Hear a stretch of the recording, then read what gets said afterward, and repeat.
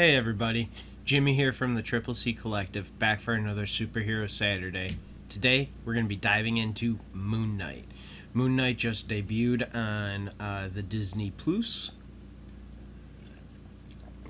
So this is our newest installment of 2022 for the MCU. We finished out strong with No Way Home at the end of last year in December. This is the first of the new Disney Plus shows because we know we got Moon Knight, She-Hulk, Miss Marvel, all coming down. The season 2 of Loki, all coming at some point. We haven't gotten our first movie yet in 2022. Doctor Strange and the Multiverse of Madness was delayed. So, today we've got Moon Knight diving in. Moon Knight is portrayed by Oscar Isaac, which I am super excited for. I really like him. He's a great actor. He's got so much charisma and stuff to him. He's a lot of fun to watch. So, seeing him being able to take on a guy like Moon Knight, who has dissociative identity disorder, which was formerly called multiple personality disorder. Long and short of that, without getting too nitty gritty about what DID is, it is the idea that you have more than one strong personality trait, like completely out there. When people say like, "Oh man, you're like you're like another person," it's kind of true. It's not kind of true. It is true. That is what people who suffer from DID tend to have. They tend to have this dissociation with themselves. This is usually caused with or paired with some other kind of condition from trauma that said person who has DID usually gets from. But that's the long and short of it. I'm sure I am not a medical professional or psychological professional, so I'm sure that might not have been totally correct. But that's the long and short of it, as I have always understood it. We've always seen, I guess everyone's most famous example of seeing like DID previously in like film is probably Fight Club. Spoilers, I guess, for that, but I don't know, that movie came out in 99. So yeah, that's probably the closest thing that we could see. I'm sure there's a laundry list of other ones as well out there. But Moon Knight, we are introduced to Steven, Oscar Isaac. He wakes up like, let me, before I jump into the episode, Moon Knight, a little bit of history of Moon Knight. I don't have much, but I've got a little bit. Moon Knight originally pops up in the Werewolf by Night number 32 that was released in 1975. Moon Knight is credited as being created by Doug Mochen and Don Perlin. And these are this is really great. Moon Knight as a character usually isn't something that I actually know much about. Like I said, the one thing that for me that the MCU has always done really well is taking characters who I haven't really cared about in any way, shape, or form outside of the X-Men and Spider-Man. Have really taken who I would consider all these B-list characters, but I know I'm wrong in that. People would say the Avengers are A-list characters. They're not the X-Men. They're not Spider-Man. So for me, at least. But yeah, that's why for the MCU, for everything about it that I've really liked, they've taken these characters that I really couldn't have cared less about and kind of made them more cool, interesting, and have made me like go out then to read like all of these like standalone stories and stuff that they have, Maybe not necessarily adding them to like my weekly comic pickup or whatever, but definitely buying some collected editions, trades, and hardcovers of like all of these different stories and whatnot. So diving into Moon Knight, I'm kind of in the same place that I was like with Iron Man all the way back in 2008. What? Who? Okay. People, and when I say people, I guess fans, comic fans, whatever, they've always kind of compared Moon Knight and Batman together. That calling them that, which I don't know. I didn't really get that from the show so much that he's like a Batman, but I mean, we've got 6 episodes of Moon Knight, and we've only watched one so far. But diving into the episode here, Moon Knight was a lot of fun. I actually really enjoyed it. I enjoyed how they used the dissociative identity disorder, the DID, for for Moon Knight, for Oscar Isaacs, Steven. I think it's Khonshu is the Egyptian moon god that is part of the lore of Moon Knight and who he's talking to. Then we have Steven and Mark. We have 3 basically distinct voices that we hear. Both Steven and Mark tend to sound similar. I believe they're both voiced by Oscar Isaac.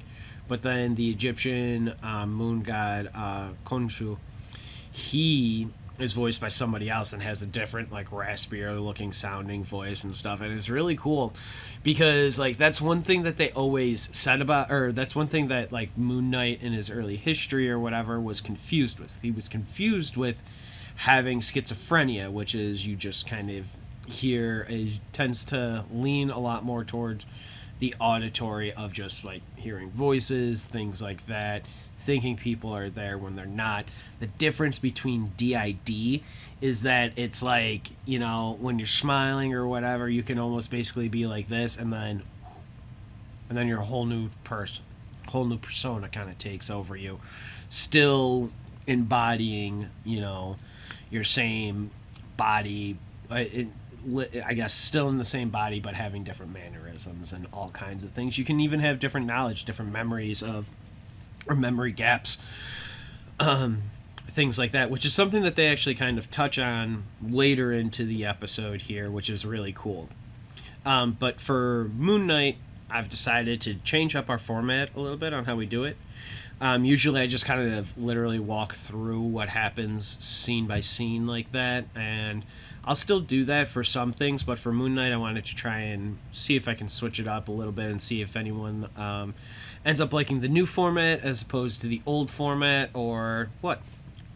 So in this one, we are breaking it up into 3 categories.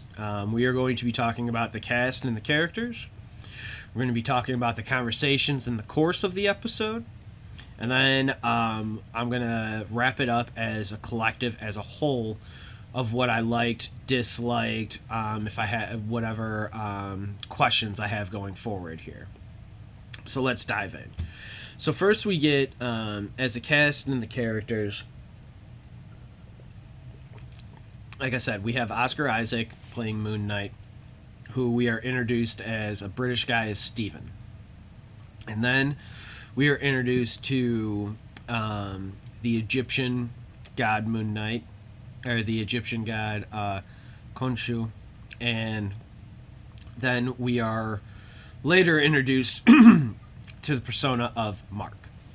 And while we are doing all of this, while we're introduced to Steven, he is a very kind of pushover kind of person, doesn't have like a whole bunch of control or real he's not really a go-getter. You kind of see he gets pushed around, bossed around, things like that.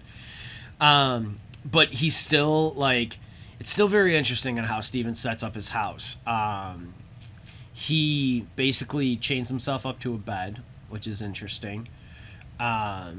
He has a thing of sand around his bed to make sure that if he steps on it, like he knows that he got up or he was sleepwalking. If there's no footsteps, then he knows that he slept all night and he didn't move. And then he also has tape running down the seam of his door right here. And it was interesting to see about like what this dude is doing to try and like take over his life and make sure that he's kind of in this control. And it kind of it's really interesting. It's really interesting on how they did that. We are also actually, the episode opens with Ethan Hawke's character of Arthur Harrow, and he's got like a tattoo of the weights, like the judgment weights or whatever, scales, maybe judgment scales is what they might be called actually. We see that later on in the episode, those scales turn red if you are a bad person, green if you are a good person. But the thing that like shook me about Ethan Hawke's character here is at the beginning he takes a drink of like a liquor or a water or whatever, basically drinks it, puts it from a shot glass, so he puts the shot glass upside down, covers it with like a napkin, and then he beats it and breaks it into a bunch of thousands of little shards of glass, and then puts them into sandals and starts walking.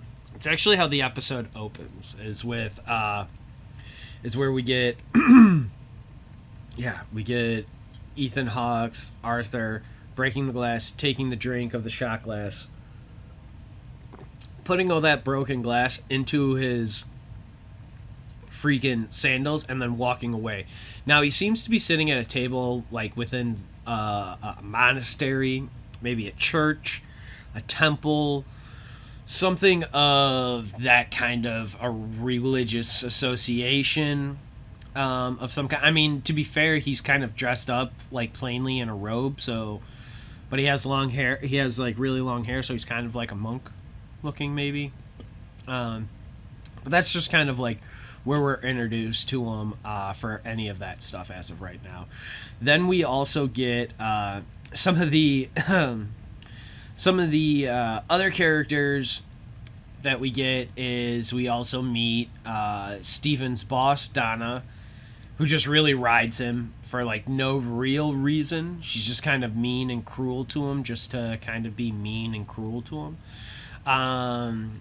And like actually one of the things of like the dialogue that is really funny is later on in the episode, Donna is berating Oscar Isaac, and she's like, and if this is your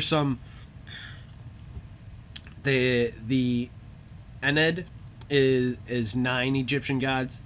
All of the posters and the banners that they have, they're only showing 7. Donna says she fired the other 2 for being late, going back to like what she was telling Oscar Isaac before of always being late and doesn't like it and stuff.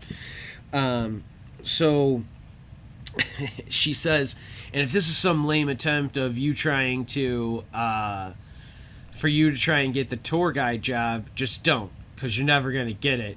And he's like, oh, okay, well, and then he stops like mid-track and he's like, that's actually crushing, you know? It's really funny. It was really great. It's a great little like back and forth bit. It's a little, it's fun. There's some really fun, or at least I found like fun conversations, and like that is one of them. It's not like the conversation itself. It's really Oscar Isaac's like performance here. His whole like tone of change of being like, oh, that's crushing. And the way he like says it and delivers it, it's great. We also have after his first day of work, and we first are introduced to after Oscar Isaac leaves his house, leaves the sand circle around his bed, takes the bus to go to work. The bus scene's really funny because like this guy with dissociative identity disorder seems to not like get a lot of sleep. He seems to kind of be all over the place. So he's kind of like napping on a dude like while while riding the bus and stuff, and then like the dude like shakes him off or whatever.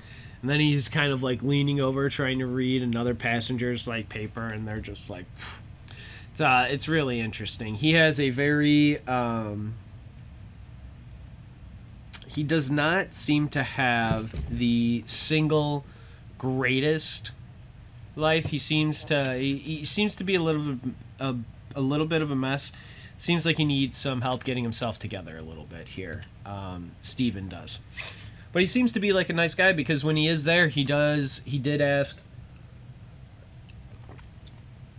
a tour guide out for a steak dinner, despite him being a a vegan, which is really interesting and funny. But again, it kind of, and like, so we hear about this of like him asking this girl out before we're even really introduced to his DID in the show. But like, if you know Moon Knight and you know anything about the character, it's like the biggest thing. It's like one of the staples of him is this mental health disorder. So I'm also really intrigued to see how they showcase that and display that, because this will be like one of those times where like we have a really great opportunity, got a lot of time with this character, so we should explore that and see what's going on with that and everything, or at least I really want to. I'm really interested in that aspect of the show, of the DID, the mental health, and how they handle it. I'm really intrigued. But back to the like different bits of dialogue and stuff now that they have in like the course of the episode. So the course of the episode, you know, it opens with Ethan Hawke. Then we are introduced to Oscar Isaac. He goes to work, and then we basically live with Oscar Isaac and like do a day in the life kind of thing with him, going to the museum, coming home, and then when he's coming home, we have one of my favorite bits of dialogue, or one of my favorite like conversations we have, is where Oscar Isaac is sitting with the like the living statue, and the guy is just in a pose, and he's just talking to him, like not a care in the world, just because Oscar Isaac needs somebody to like just bounce this stuff off of. And you know what, that dude is the living statue, so he won't move, he won't say anything back really to him. He's just meant to just be there. And it's great, like Oscar Isaac's talking about a girlfriend and the date that he just found out that he had, because he doesn't really remember it because he has memory gaps and lapses. And what we and he talks about like bringing a girlfriend, getting a girlfriend, bringing her back home. You know, I might be rushing thing or whatever, but like, you know, I have a chain on my bed to keep me in my bed. Like, that's kind of a red flag, isn't it? And it's it's really funny. I just really laughed at that little bit of dialogue. I really loved it. It was really great. Another little bit that I heard, like, or just like a saying, was "jog on" from him. I remember first hearing that in Hot Fuzz from Edgar Wright and Simon Pegg and Nick Frost from like 2006. So it was really funny hearing that term again, because I haven't really heard it in much other things like that. I didn't know if it was like a super common saying or not. May not be. Either way, it was fun and familiar to hear that a little bit, with Oscar Isaacs being Stephen being this British guy. We also get excuse me. After meeting with the living statue, we get Oscar Isaac then going back home and falling asleep. He goes to sleep and he wakes up with a messed up jaw. He's all moving it around and being weird and everything like that. And so he wakes up outside of this outside of this field, outside of this village, that we get. Oh no! Before he wakes up here, that's right. He goes home after the living statue and he does the puzzle. He has his Rubik's Cube that he's trying to fix. He's listening to the stay awake audio, and then he falls asleep. Once he falls asleep, he wakes up in an unfamiliar place, and it has this like it's a really great thing because you see him laying in bed, you see him looking up the Ennead of the 9 Egyptian gods, and then like he kind of falls in it, and then it's like kind of intercutting. The audio kind of starts to and like run like that. It's really awesome. It's really great. It's been so much fun. It was so much fun just watching this and seeing this, and the way that it kind of like started, like it started picking up with the cutting and stuff for it. It started becoming very fast paced here, and then we kind of get this boom, and then he wakes up in that field like I was talking about, and then he looks up and he sees like a guy in a window. He waves, and then another guy comes to the window and he's like, "What are you doing? We've got to shoot him. Like, why are you waving at him?" or whatever. And then he wakes up, like I said, in that field. His face is all jacked up. He starts getting shot at, and he runs into this village, basically. And the way that we see him enter this village is there's a bunch of people in town. It feels kind of off. Like there's a weird thing. Everyone's just kind of moving slowly. It doesn't seem to be like a normal paced place or anything like that. Something just seemed off on it. And I was right. Because we see Oscar Isaac enter, and then shortly thereafter, we basically catch up with Ethan Hawke more or less where we last saw him at the beginning of the episode here. As he's walking, he's wearing the same like outfit, it looks like. So it looks like we see Ethan Hawke wake up, or put the glass in his shoes, take his drink, the glass in his shoes, and then walk towards like the doorway to get out of his like monastery temple, church thing. Goes to the town square to be able to, meet with the rest of the members of the community of his cult. Maybe that you don't really know of that yet, but I mean you kind of know because during this, like the guys that were shooting at Oscar Isaac said that there was an issue with the handoff and the guy is still around. Ethan Hawke's character Arthur speaks Egyptian, and everybody bows except Oscar Isaac's Stephen. Because now what we're also getting from this point is we start hearing another voice. It's a raspier, darker voice. I'm not even going to attempt to imitate it because I can't do it. But we get this other voice that we start hearing that is clearly connected to Stephen and Oscar Isaac. So much so like connected and stuff that that it's just like there is no embodiment of another person. There's just this voice basically in his head. So this is something that's a little bit different with DID than like what I am fully known of. But this is also something a little bit similar to the character of Jane on Doom Patrol. She also has like a dissociative identity, but all of these different personalities that Jane has in Doom Patrol, they all elected Jane to be like the main person that is always out there and about, and then if Jane is overwhelmed, one of the other ones will come in there and help her. And so it's really interesting here, and like, but the only way that those personalities can all talk is if like Jane's asleep or napping or whatever.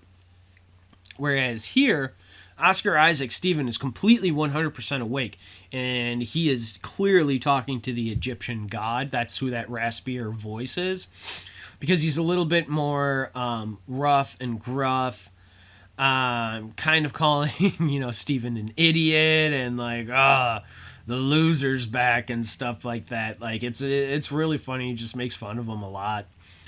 Um, but then like that's the other thing, because the guy Mark Spector is like, that persona is actually a mercenary, and Ethan Hawke calls him that. He's like, I know you.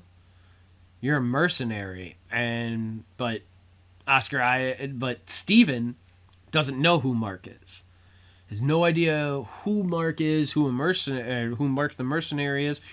Doesn't even know Ethan Hawke. Has no recollection from him. And it's actually in this scene where we get one of the best like physical comedy gags of Oscar Isaac not handing over the scarab to Ethan Hawke like Ethan Hawke wants. It's so funny. It's so great. It's amazing. It's great little bits of comedic. It's a great little bit of physical comedic comedy, and I just love it so much. It's extremely funny, and like it just annoys Oscar Isaac. But then this is where we get we also get then a cupcake van scene and the stealing of that. But this probably gives us our best look of like the coming in and out and the mashing of all of those personalities, because we hear Mark then saying to Steven, like, give me control, give me control, give me control, give me control of the body. I'll be able to get us out of here. I'll be able to save us. Just give me control. It'll be fine. Just give me the control. It'll be good. We'll be able to get out of here, and it'll be great. So that was really cool. That was really fun. And we see like they do this really great like kind of like whiplashy looking, streak looking thing that they do to make everyone to make the like idea of like one personality taking over the other. And it's really interesting because it seems like Mark and Khonshu, the Egyptian moon god, actually seem to work a little bit more in tandem together, like together, as opposed to like how they treat Steven. They try and lock him out, keep him away, not really have him in control or in the know of like what they are doing as people and stuff. So all of that was great, from the scarab bit to it.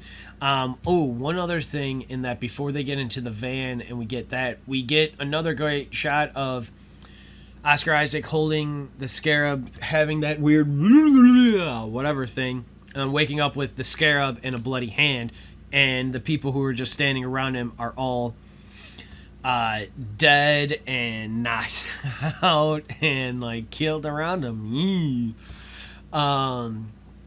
It was great. It was great. I love. This has been a lot of fun. This has been pretty cool so far. Then we get the cupcake van, and we seen that stuff in the trailer, so I'm not really going to touch on that much.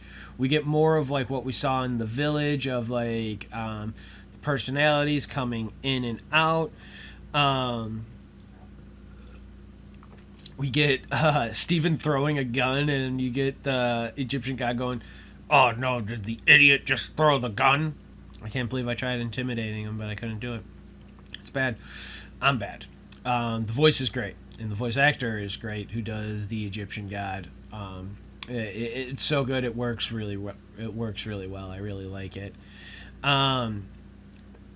They they throw the gun, the cupcake van breaks like down, basically stops going, and then we get the logs coming down the side of the mountain, taking out those bad guys. We've got Oscar Isaac screaming "oh shit" in it. It's really funny. It's really awesome. This whole episode has been really great. We get Oscar Isaac then waking up after that in his apartment. Everything is good. He's locked up. He's having some cereal. He looks over at his goldfish because, as we know earlier in the episode, We see the goldfish. He only has one fin. He's kind of like Nemo. Really funny there, Disney.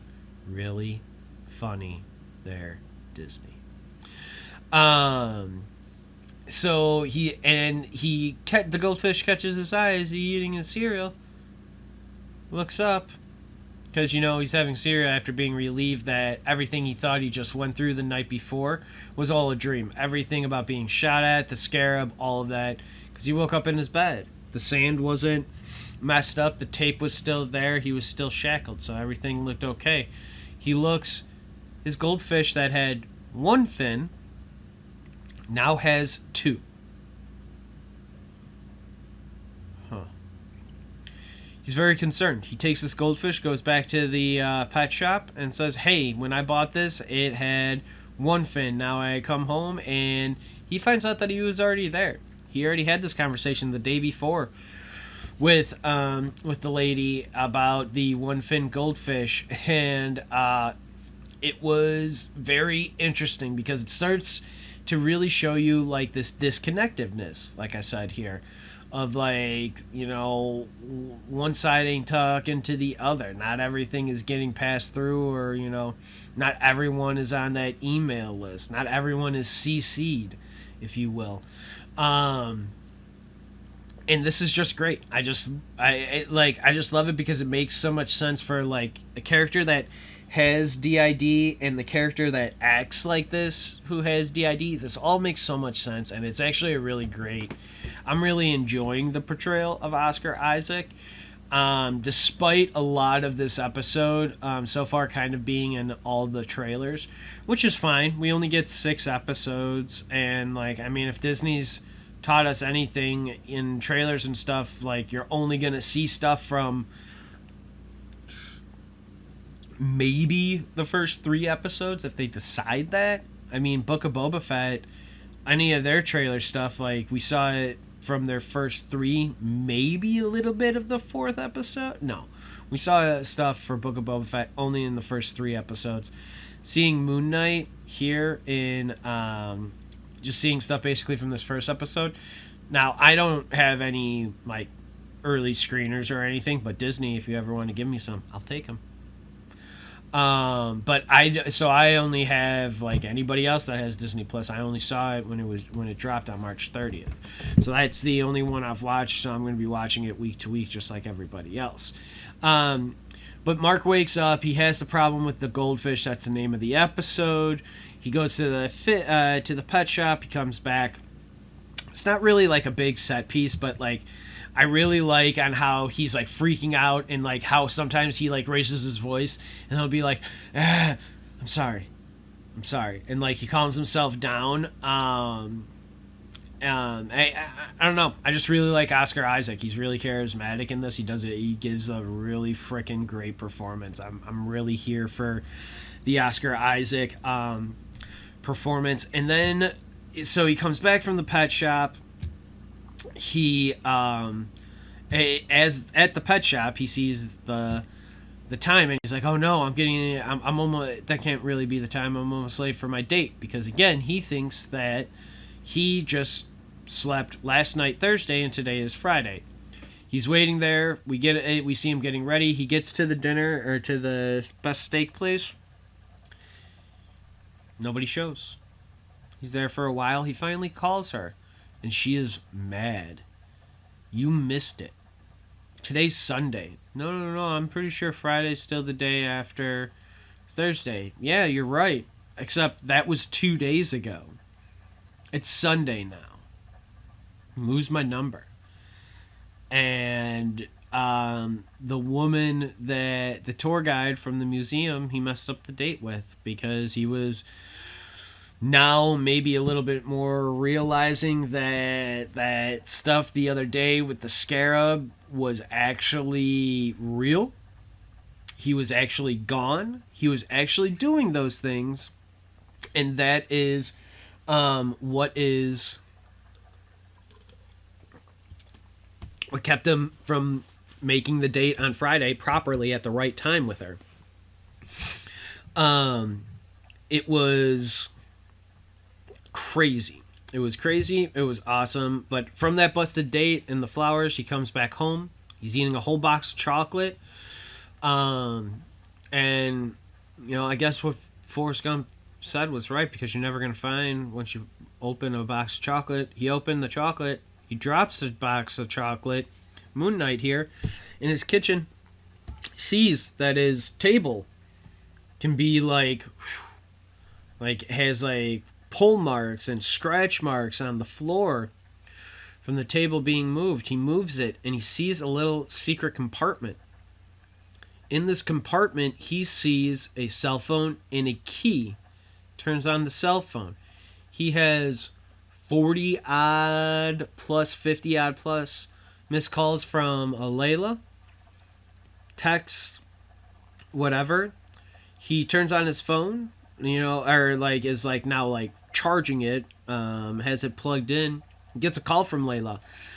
And she is confused why he's talking in a British accent. He says, I just found this phone in my flat. I don't know what is going on. I don't know who a Mark is.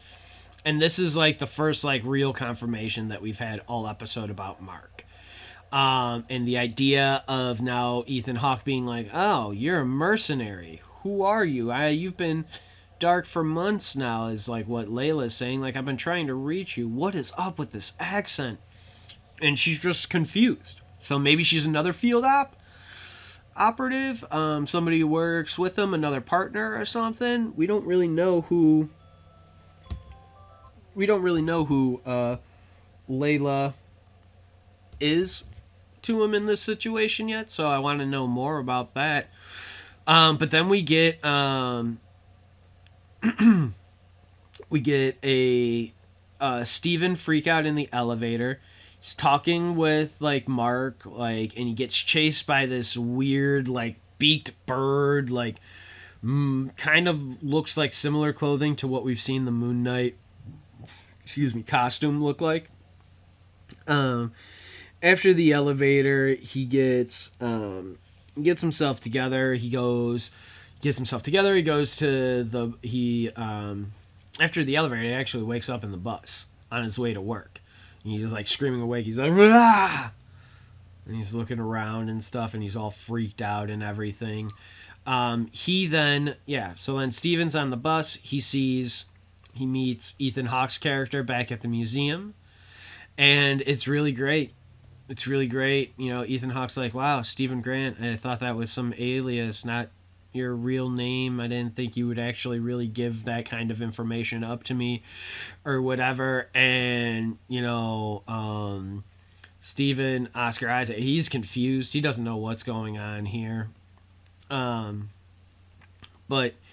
he is at the museum. He's kind of cornered, trapped, and then a new tour comes through the doors, and that is how he is able to escape, and that is how he is able to get away from Ethan Hawke and live another day and continue on his job. A new tour thing comes in, and then Oscar Isaac is finishing up his inventory and stuff that he has. Then he gets chased by a jackal or a dog of some kind. And this is awesome because we have a really great Stephen Mark moment in the bathroom where Stephen's looking at a reflection of himself, but in the mirror it's actually the personality of Mark Spector talking to him, being like, let me take over. I can save us. I can get us out of this, but you need to give me control. I need the control. I need the power. I need to be able to run things here. Otherwise, we are screwed and we are going to die, Steven. But I can save us. You need to let me save us. Let me save us, Steven. Come on, Steven. Just let me try it. Save us. And that's basically all. It's really what it's coming down to. This jackal is breaking down this door that Oscar Isaac Steven has locked himself in. And it's been really great. It's been really awesome. I've really loved every little bit of this episode. And this was equally as cool because then you see him go, okay, the jackal jumps.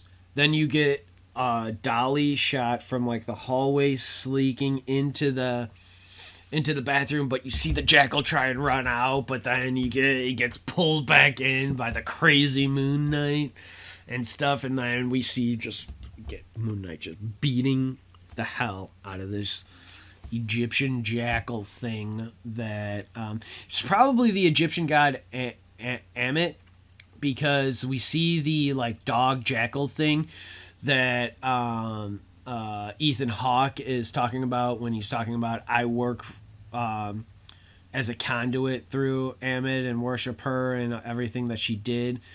Because Oscar Isaac, Stephen Grant knows like that Ammit god as like the boogeyman, and like so it's really great little bits of dialogue and stuff here, and not even just dialogue, just really great little sequences here. I love the museum.